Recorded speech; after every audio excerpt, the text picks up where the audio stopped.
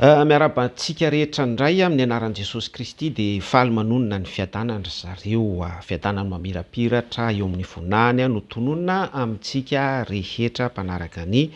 pejy. Ny zavatra mba ho resahako androany zany dia mikasika ny hoe tokony ho voaray antsika fa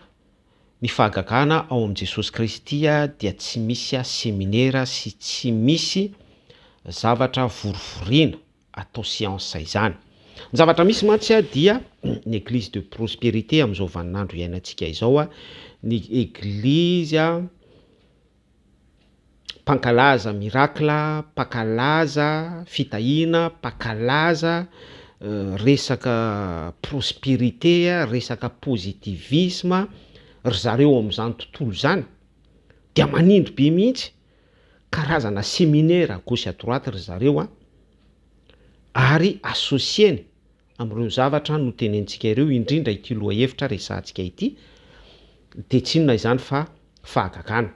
Dia izay indrindra no hitondrantsika resaka tsotsotra sy fohifohy an'io hoe Jesosy Kristy ny mpianatra, ny patriarche tsara laza ny finoana ao amin'ny baiboly rehetra, ny témoignage ao amin'ny baiboly isan-karazany manomboka any amin'ny testameta voalohany hatramin'ny testameta faharoa, ny testameta vaovao, dia tsy nisy fahagagana nanaovana séminaire izany re tompoko. Averiko tsara hoe tsy misy fahagagana nanaovana séminaire izany. Fa ny antony mahatonga andreo église planché mpankalaza miracle, mankalaza hoy aho. Zay dia efa tsy toe-po avy amin'Andriamanitra izay zavatra ankalazaina izay fa du moment hoe ankalazaina ilay zavatra dia toy ny hoe produit. Hitanareo ohatran'ny hoe colgate, dentifrice, chips, soda, coca atao publicité. Misy message apitaiko aminao amin'izany Zay izy raha vao hoe ankalazaina. Ary izay indrindra no nahatonga an Jesosy Kristy tsy nanao séminaire mpahagagana izany izy, tsy nanao séminaire na délivrance izany izy, tsy nanao séminaire na miracle sy zavatra be da be, séminaire ny fanomezam-pahasoavana izany izy. Averiko tsara ho fa ireo église mpankalaza, ireo mpanao publicité, mpanao marketing, mpanao business no tena manao an'io resaka séminaire fahagagana io. Tato am-petsy dia nanontany hoe mipotra daholo nareo ry pasteur, mipotra daholo nareo ry mpino mpamonjy séminaire mpahagagana, dia manaova témoignage selon la Bible 7:9 mipetrapetraka tsara dia alefaso ny fanazavana fa vonina ny hiaino anareo sy hiaiky raha toka misy Jesosy Kristy nanao séminaire fahagagana niaraka tamin'ny mpianatra, niaraka tamin'ny apôstôly, niaraka tamin'ny fariseo, niaraka tamin'ny sadoseo, niaraka tamin'ny mpisorona ao amin'ny baiboly. Tsy nisy hita ry zareo fa dia faly fotsiny amin'ny tanisa verset fahagagana, tanisa verset fahagagana be da be, zay zany ny ataondry zareo dia rehefa voatanisa n'ilay verset fahagagana dia ino no akapareny, ino no ataony parallèle amin'ny foto-keviny ilazany sy anindriny fa hoe séminaire mpahagagana nataon'i Jesosy Kristy. Zany hoe za zany tadiaviny ampidirina ao anatin'ny fandemetsaina avy aminy ka iza tsy azony amin'izany ary mampita hafatra amintsika ihany koa araka ny famarinan'ny baiboly fa tsy misy re tompoko tsy misy na de kely tahaka ny silakoa ary ao amin'ny baiboly témoignage milaza fa nanao séminaire fahagagana Jesosy Kristy. Raiso izay hafatra izay fa matony olona ny église de prospérité ny mpitarika any anatin'ireny fiangonana ireny manindry an'io resaka hoe séminaire fahagagana io dia miverina amin'ilay fanazavana ny etiko teo hoe ataondry zareo produit ny filazantsara, dentifrice, coca, chips, mofo dipaina sy zavatra ohatr' izany dia ataon'izy ireo publicité, ilanseny ny anaram-piangonany, ilanseny ny tenany, ikendreny tombotsoa ho azy manokana dia manao séance manokana taranja zay mihitsy le izy dia manao coaching ry zareo ary maka ny toeran'Andriamanitra tsotoa mitondra teoria sy mitondra fanazavana mitondra karazana lesona be da be mihitsy ilazany fa izy dia manana ny lakleany fahagagana ary izy dia manana lesona ampitaina ho an'izay olona rehetra manana problème marabola, manana problème amin'ny fitiavana, manana problème amin'ny sisusela, manana obstacle sy zavatra be da be ohatr'izany de manao séance ary zareo manao ohatrany hoe taranja manokana fotoana ary anaovany an'izay pratika na théorie thérapie mialatsiny amin'izay mo zay ary ao anatin'izay séance izay dia misy ny antsoina hoe fandemetsai ataony amin'izay olona rehetra présent eo sy présente eo amin'ny alalan'ilay fampitana hafatra izay meny titre fa hoe séminaire na fahagagana dia ny mots-clés sy ny élément rehetra toko sy andininy baiboly no entiny percutant zay afahany manindrona tsara ny fisainanao lalina sy ny fieritreretanao afahany mandeha amin'ny sainao de efa vita ny étude mot par mot sy cas par cas selon ny faiblessenao selon ny cas mampalemy anao mampahory anao mampisy obstacle eo amin'ny fiainanao dia satria zareo nianatra an'izay étude izay nandalina manokana ny amin'ny fomba rehetra afahana mambabo ny fon'olona ao anatin'izay tranga izay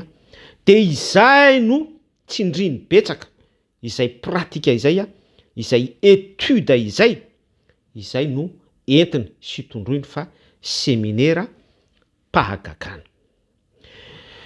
ity resaka séminaire ity izay nanonona antsika moty hoe séance pratique fandemetsaina sy ny sisa rehetra de tsy misy valaka amin'ny fomba fiadin'ireo mpanao développement personnel ry zareo mpanao pratika ny hypnotisme ry zareo mpanao magie ry zareo illusionnisme ry zareo tia miorchestre zavatra manao théâtre manao scénette manao complot ry zareo mpanao marionnette mpanao guignol merci mialatsiny amin'ny teny an'izay hoe ry zareo mpanao guignol papime eny fa ry zareo mpanao voyage astral dia manokana séance mitokana ary manome endrika an'io antsoina hoe séminaire io mihitsy de ao no atao ny fandratona ao no atao ny fomba rehetra ny teknika sy ny taktika rehetra hatramin'ny antsipirian'ny lalina indrindra eo lay hoe mianatra mandalina inona ny point faible inona ny point fort tahaka ny ahoana ny toetra ny olona io tahaka ny ahoana ny fari-piaina ny olona io émotionnel ve izy sa ainsi de suite hatrany cas par cas dia ao anatin'izay étude izay no hitondrandry zareo séance na thérapie hitondrandry zareo pratika lalina hitondrandry zareo fandalinana sy fampiarana miaraka amin'ny tontolo isan-karazany hatrany amin'ny occultisme sy ny travail any amin'ny psychologie tsy fantatro na voaray anao zany fanazavana ampitaiko aminao zany de izay no manome endrika sy manome kisary an'ity antsoindry zareo hoe séminaire fahagagana ity izay tsy tao amin'ny Jesosy Kristy tsy tao amin'ny mpianatra tsy tao amin'ny patriarche ary tsy ao amin'ny baiboly ny fahagagana raha baiboly re tompoko dia tsotra be Andriamanitra no miasa ary zay Andriamanitra miasa izay dia mampidina ny fanomezam-pahasoavana ao amin'ny mpino izay ahitany fitizy, dia iny mpino mandray ny fanomezam-pahasoavana iny no miasa araky ny fitiavan'Andriamanitra sy ny alehiben'ny famindram-pony tiany ho tanteraka amin'ny olona anankiray te handray famonjena salut vie éternelle, fa tsy resaka coaching,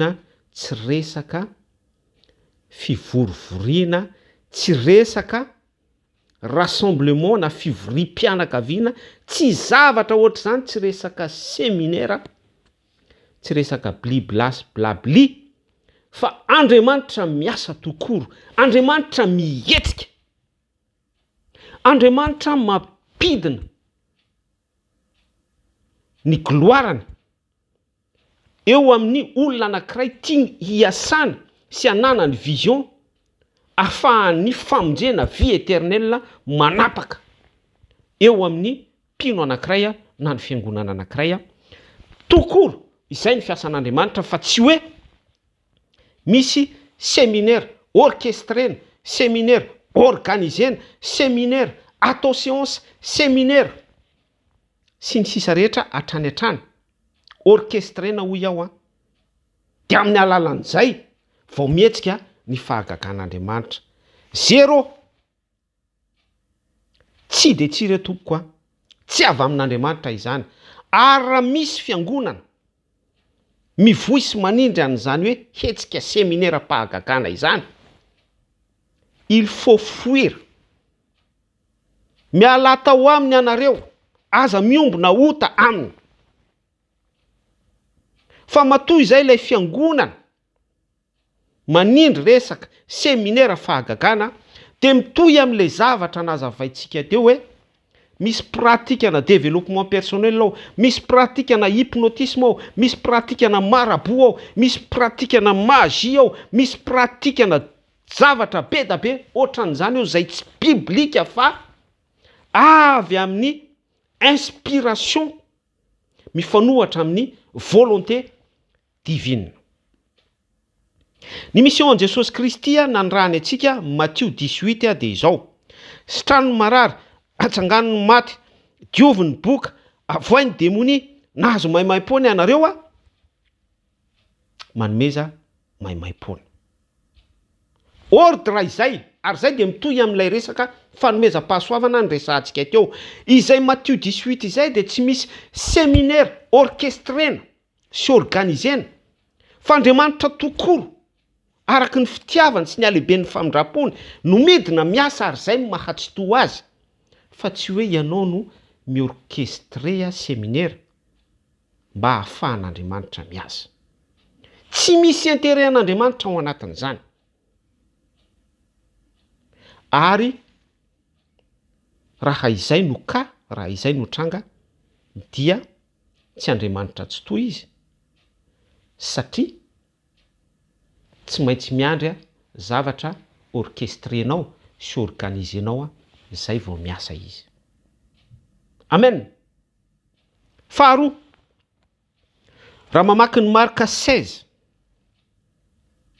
Marka 5:12 sy 5:17 isika, verset clé efa haitsika tsara izy ity hoe: ary izao famantarana izao no hanaraka izay mino. Hamoaka démonie amin'ny anarako izy miteny amin'ny fiteny tsy mbola hainy izy mandray menarana. Misotro zava-mahafaty izy tsy hampaninina azy izany. Hametra tanana amin'ny marary izy dia ho sitrana ireny. Mifampitohy amin'ilay resaka fanomezam-pahasoavana hoe Andriamanitra mihetsika fa tsy orchestrena arak'ilay fanazavantsika teo. Ary izao famantarana izao no manaraka izay mino. Izany hoe ala-base zany ny fanomezam-pahasoavana izay etsehan'ny fahagagana dia tsy miaingy amin'ny resaka séminariste sy ny resaka séminaire, fa ala-base ny finoana. Isika mino dia Andriamanitra amin'ny mahatsitoa azy no mihetsika araky ny gloarany sy ny voninahiny eo amboniny izay hoe finoantsika izay, eo no mitoetra, fa tsy hoe andao hanao séance, andao hanao séminaire andao anao fivoriam-pianakaviana, andao anao zavatra be da be orkestrena. Reny rehetra ireny dia fandemetsana avokoa. Amaranako azy de hoe rehefa tsy avy amin'Andriamanitra ary ny fahagagana anankiray de avy amin'iza zany? Mazava ho azy fa avy amin'ny rain'lainga, avy amin'ny devoly, avy amin'ny démonie. Tianao Jesosy mirary soa antsika rehetra. Tainy Jesosy mamirapiratra eo amin'ny voninahiny. Veloma tompoko.